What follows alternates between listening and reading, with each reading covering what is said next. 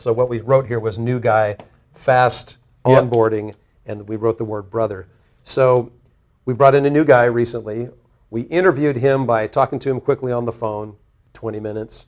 Said, yep, sounds like a normal guy, let's bring him in. He came in and we just paired for the afternoon. We paired up with a couple of different sets of pairs where we could, and on the actual code that we were working on the actual project. It just worked with him, and he even wanted to stay longer. I had to stop and say, it's beyond the time that you were scheduled to be here. Yeah. And he said, oh, it's cool with me, so he stayed a little bit longer. And I think that was a great way, A, to do the interviewing, and then we all agreed that worked great, let's bring him on. Yeah. And he started 2 weeks later, and at the retrospective, at the end of that first iteration of him being on the team, we were all writing sticky notes of what we thought went well, and he and us, we all agreed that it just went swimmingly well. It was really easy to bring him on. He said, we all said it felt like he hit the ground running. He said he's never been on a team where he blended in so quickly. So yeah, I mean, this is one iteration in. He's now it's one complete iteration. He's been with us. Correct. And this iteration was 2 weeks and 2 days roughly. Oh, exactly.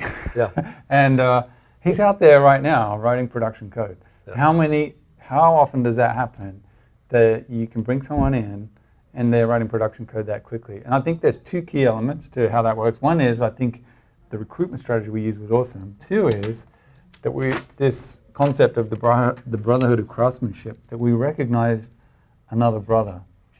So he was a team fit and he was a craftsman. So by hiring craftsmen, that's the secret to, well, I believe that craftsmen, and I've called this concept the brotherhood of craftsmanship. I've written a blog about it with that title.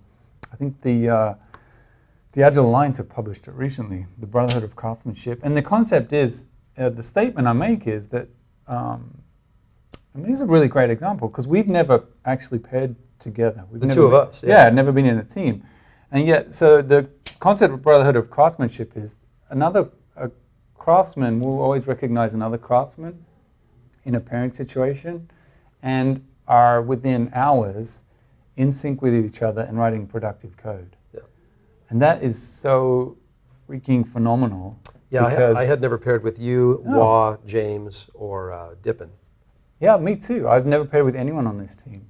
And so we, as a team, I would say we fast-forwarded or almost bypassed the whole forming, storming, norming, performing.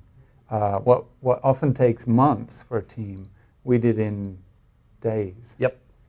Within our first iteration, we were a productive team, well-balanced, lots of communication. Sure, there's always going to be issues to iron out, but I think per what you're saying, there was a real flow that happened immediately because recognizing craftsmen, we all trusted each other. So we knew that one of the pairs wasn't going to go off and do something that wasn't necessary to the project. And that's especially important, I think, in those first couple of sprints where you're setting up the continuous integration environment and all that. We know we have to do that. Yeah. And I've been on teams where that gets pushed by the wayside. It's like, well, let's not work on that yet because we need to get these stories done. Right. But we knew right from the start that we had to have all that infrastructure in place. That's how we do things.